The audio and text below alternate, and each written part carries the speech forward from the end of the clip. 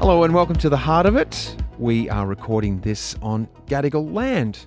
Hello, my wife. Good morning, I should say to you, indeed. Good morning. Good morning. Isn't Isn't it still morning? Yeah, it's good morning. Yeah, we're just still morning. Well, it's just you and I, honey. Yeah. Yep. You and I and Xander. Hi, Xander. Hello. I'm actually known, I don't know if you guys know this, as Producer X. Producer X? Yeah, that's actually my little producer name. Is that kind of like your rap name as well? Oh, my spy name? Yeah. Yeah. Okay, What? I Yeah. like that. Producer X. Producer X. That's about a mystery to it, doesn't It is, isn't it? I Used used to use it when I was in radio all the time, Did but you? I'm bringing Oh. it back into podcasting. I So love this it. is not new. No. When you were first born, and the name Xander, was that an unusual name back then? Oh, totally. And now Yeah. every second kid's name's Xander and I'm furious. Because I still think it's quite an unusual name to Yeah. start with an X as well. You don't get a lot of names. Well, you that know it's not my start- real name.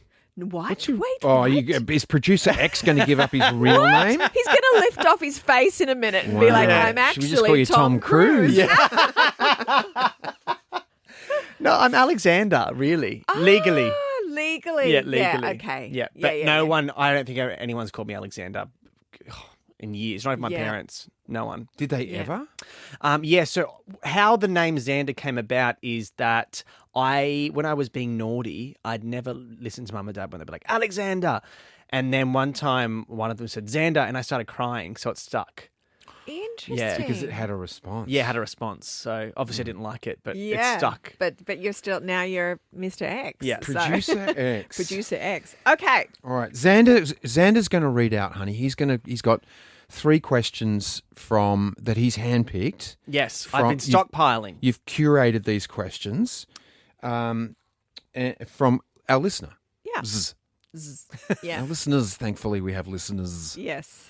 And so, Xander, you can fire away with question 1 when you're ready, or we can keep chatting about monikers and names. That's all right. What's your nickname, I've Ali? said my piece. So I'm Producer X. yeah. Producer X. What would you be? Well, I get Pally Ali. Yeah, right. Yeah. What's that mean? Well, I she don't was know, my it's pal. just- Oh. I called her Ali pal, and Yeah. then someone flipped it around the other way. That's your sister calls me She Pally always Ali. does. Yeah. I love it. What's yours then, Cam? Oh Lately my God, it's he's got a turned. million. Lately it's turned into Cam Dad. I'm just calling Cam Dad. G'day, Cam Dad. Hey, Cam Dad. Oh what no, is this? I said something the other day, and everyone in the office was like, "Don't do that."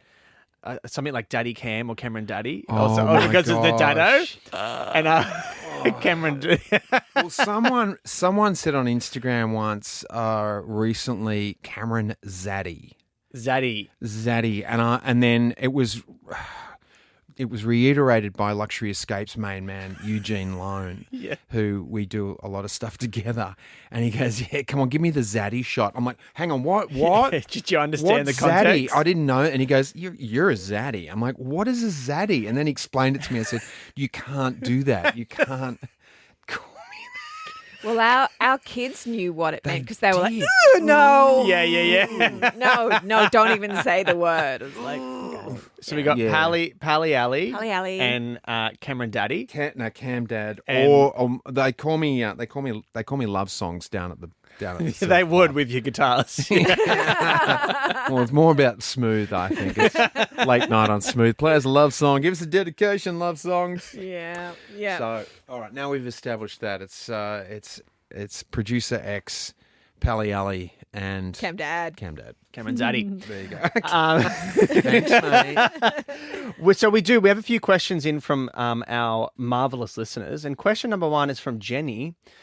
You've shared plenty of great relationship wisdom, but I'd love to know what the most important relationship advice you have ever received is, and who was it from? Yeah, this is a really hard question to answer, I find, because the amount of relationship wisdom that we've compiled over 5 years of doing this podcast, which we figured out the other day. Yep. 5 years, that's wild. Is like there's so much. There's so much. I do come back to almost anything actually that comes out of the Gottman Institute is is always bang on for what resonates with me. They talk about doing, a deep check-in sort of every Sunday, just putting aside time to be with each other and doing a check-in and, what worked for you this week? Was there something that you needed more from me?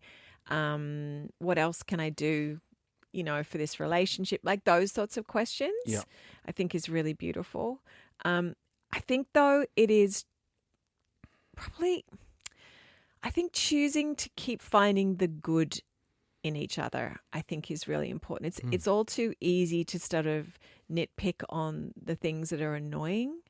But I think choosing to still find the good in each other and staying curious is probably my best tips. I like that. The Gottman Institute, how do you find that? Where is that? Because I agree with you. What do you mean? How do you? Well, is that online? Is that an Instagram? Oh, it's Instagram. It's online. Yeah. You just type in Gottman. Yeah, Gottman Institute. Right. Yeah. There you go. Yep. Because they do courses and everything. Yeah. Yeah. Okay. I think that's beautiful. And yeah, I think I've taken that. Just keep focusing on what you have. Yep. So I relate to that one. I don't know where this advice came from for me, but it was I think it is the most important for me, that the person who is your partner, who chooses each day to walk beside you, that is to treat them with respect, absolute respect, because it's the highest compliment that they could give you. Is that they're choosing to walk with you. So in all through all the bad stuff or whatever's going on, the difficult times in a relationship, when that just step back from the edge and look at that person who you're walking with, who's your partner, and be grateful for the fact that they are choosing to live their life with you beside them. It's a privilege. Yeah. And I think that has made a huge difference to me through all the different permutations of day to day where I find myself in relationship with you. Just go, yep, sit back, go, all right, she's amazing. She's walking with me. So thank you. Got it. So, right. That's very Matthew McConaughey of you. Yeah. I agree with that. I think it would be a privilege for anyone to have me beside them. So Correct. yeah. Correct, Xander. And I think you're going to say, I think with anyone to have Alison beside you, that is a real privilege. Because, dude, Dad, you are punching. Cameron Zaddy. Only some would say. Some would say the opposite. But yeah. Question number 2 is from Michael. He says, "Hi, Ali and Cam. I was wondering, how do you both navigate fights? I know every relationship has them, but some people can do it in a healthy way and fight well." Yeah. Yeah. Oh, we've never fought, right, honey? Not once. Oh, well, it's funny. Okay, so I went back. That's a lie, by the way. So, Michael, it's a great question. And Ali and I, very early on in our podcasting career, it was back in 2019, I believe, we did a podcast. It's a good one to go back and have a listen to. It's about no punching below the belt and fight fair. And I had a listen to that. And one of the things that we did talk about, it's escaping my brain right now. is forget it all be and like then start Dory. again. Just keep swimming. Keep swimming. That's how you do fights. Is just forget what you're angry about. I actually did say that in that one. I just go, I don't remember sometimes what we were fighting. I know. While you think about it, the thing that and I know that we've talked about this before. For whatever reason, when you and I got together, we've never been name callers in fights. Correct. We've never been cruel in our fighting, because we always talk about you can't unring a bell. And you can't unsay a cruel word. That's right. Either. And I think that if you can stop yourself from being cruel in a fight, then you can fight fair. Yeah. And I think, it's sort of also understanding sometimes things come up in the heat of the moment. You can't keep your mouth shut. But also, if you can go, we need to discuss this. When would be a good time to discuss this? Because that person might be walking out the door and it gets more heated that way. Or they might be in the middle of working, or they might have a headache, or they might be getting ready to go to bed and you're trying to get into this argument. And none of that sets the scene for a healthy environment. So find a place where you can discuss the argument. Don't fight mean. That just never works. Yeah, it's true. What I was thinking of, what we said, we acknowledged that early on in our relationship we didn't fight. We never fought. And now we do have constructive fights or arguments. One thing that I did remember was that fights are also, people who, when we avoid fights, we avoid that opportunity to actually go deeper in our relationship. And if you can look at that discussion as an opportunity to grow, and sometimes as difficult it is and as painful it is to feel all those feelings, that's often going to push the boundaries out in the relationship to make things evolve. We did a podcast too with remember James Gill? Fish. I like James Gill. Yeah. He was great, and he had really great advice on conflict resolution and just really being able to understand where the conflict is coming from the other person, and where the steps that you can take to resolve something, where you can take a moment to just step into that other person's shoes sometimes and understand where they're seeing their perspective from. It can be really difficult, especially if it's a really, there might be content in there that's really hard to understand why the other person is doing what they're doing. But I like that too, to just kind of, ask questions. Sometimes that really helps too in a conflict, to figure out, like sometimes when I've been angry with you, it's through just a miscommunication or a not understanding of what actually has taken place. And then when you've gone, oh, I thought it was this, this, and this, and you were saying this, and I'm like, oh no, that's not what I was saying. So sometimes it's as simple as that. Yeah. And I think that you talk a lot about sleep. I sure do. You do talk a lot about sleep. And though I'm beginning to understand the power of sleep, and let's just put this, can we just agree to put this down and sleep, go to sleep, get to a place where you can put it down and sleep on it, and let's revisit this tomorrow after we've recalibrated after a sleep. Well, sleep literally, I mean, they've proven this through science. There is matter and stuff that happens in the brain that rinses the brain, literally. And so you're working things out in your dreams and in your unconsciousness. So you often wake up going, oh, right, now I understand this, or now I've got a great idea, or now I can deal with this issue. It's actually a proven technique. So it's a good one. Two things that have helped me with navigating fights. One thing that often stops me from actually even entering into one is to, and I've said this, if I've said it once, I've said it 20 times over the years on this podcast, is give up that need to be right. And I was a witness to a couple of guys at a dinner table the other night, both needing to be right. And it went on for 10 minutes. Not listening to each other and just trying to be right. Yeah. And they probably were both in a way correct, but it just seemed to go nowhere. Yeah. So give up that need to be right, and also learn the art of apology from the heart, from the heart of it. Oh, nice tie-in.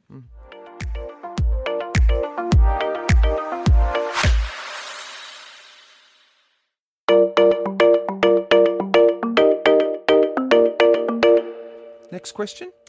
Producer X. Producer Keep it X, rolling. back in the house. Last question is from Lucy. Hi, Cam and Ali. My daughter is getting married soon, and it got me thinking about how I'd do my wedding differently if I ever did it again. If you had to plan your wedding again, would you do anything differently? Yes, Would you? I would.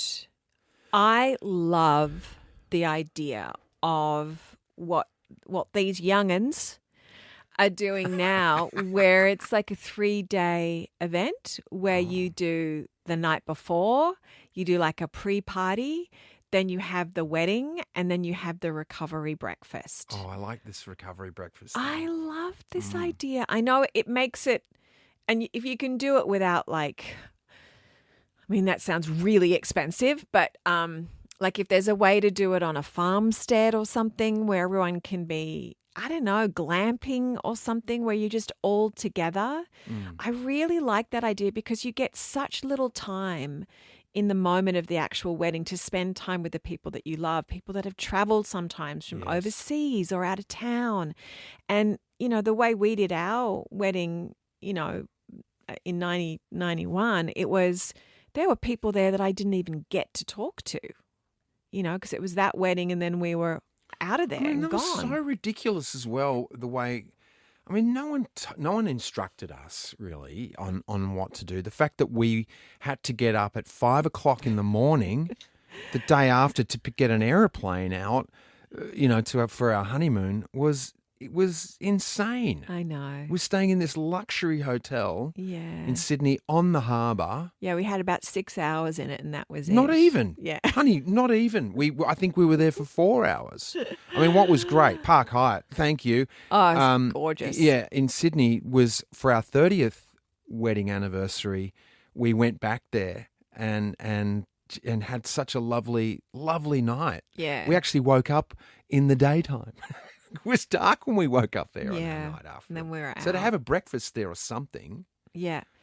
I know. And then you get to hear other people's stories of your wedding. You know what I mean? Yeah. How was that from yesterday? And I love this. You know, it just makes it a fuller event to really enjoy the people who were there. So that's what I would do it, how I would do it differently. Yeah, okay. Oh, well, can I jump on yours then? I'll allow I don't it. know how to do it. I mean, all I can think of was on a recent trip with Luxury Escapes, I was sitting at the end of a jetty. It was in Fiji, and it was the end of a jetty at a table. And this is not so much would I do a wedding differently, but you could easily do it. Maybe it was at the end of a jetty as the sun was going down, and this Fijian warriors there with his torch, and it was just so beautiful. And I was sitting there with Rebecca Gibney, and I said, God, this would be a place to renew wedding vows or ask someone to get married. And that's I know that's not that we're talking about a wedding. And I hadn't really thought about how I would do a wedding differently. I think that's a brilliant idea, though. Make it a few days. You know, what about a wedding renewal? 3 days. Kiss of death. Is What? it? Yeah, I think wedding renewals are the kiss of death. I think there's a reason people are doing them, and it's usually not because they're still in love. I think they're trying to save. Oh. No offense to anyone out there that has had wedding renewals. Is that I'm because so you're sorry. watching that Apple TV show with Steve Carell? It's because I watch The Real Housewives, and every housewife that's done a wedding renewal has gone to divorce. There it is. Wow. If it's on, you know, the Housewives. It's The Real Housewives. Real Housewives. It's real TV. Yeah. Then we know. Reality TV. Yeah, I could kind of. I see what you're saying. If it's a last desperate bid, then maybe that's not gonna. There's other ways you could try to save your marriage than trying to renew them. Well, I think an acknowledgement of love and where you're at is a great thing to do. But no, I wouldn't do 3 days for that. No. Yeah, right. Okay. So that's just the wedding different. Yeah. Oh, okay. Good on you, Lucy. Thank you. Well, our niece, Lucy, did a 3-day She wedding sure thing. They did did. it right, didn't they? Yeah. Yeah, it was great fun. Yeah, that's what has made me think of it. Plus, just other people like her age seems to be a more common thing now. Yeah. Yeah. And the wedding photos that come out of it as well, and so videos great. is so cool now. Get the drone up in the air. Yeah, I know. It's like a full movie production. All Great. right. Hey, keep your questions coming. We love getting your questions, and we could do this every few weeks. Answer your questions. Your Instagram handle is Elle. Come on. Okay, Cameron, it is Ali Daddo. Sorry, Pally Ali. What is your? It's very, very hard. Ali Daddo, that's it. Yeah, I'm thinking of changing mine to Cameron Zaddy. Please don't. No. What? Okay, I won't. Might have already. Oh, have you got a little secret Instagram I might. account with pictures of your toes and stuff on it? Oh, gross. Sounds like an OnlyFans, to be honest. I know. No. I think so. No. On one of those apps, I'm going to find you. No. I'm at Cameron Daddo. Send them along. Yep. Or into the Nova podcast. We've got an email address, don't we? Do we? Yes, we do. Do I remember it off the top of my head? Come on, No, but it's producer in the X. show notes. It's in the show notes. It's in the show Okay. notes. In the yeah. show notes. Yeah. In the show notes, we have an email address that you can also send it to. Yeah, great. We love Yeah. your questions. And we love your curiosity, so that's cool. Thank you.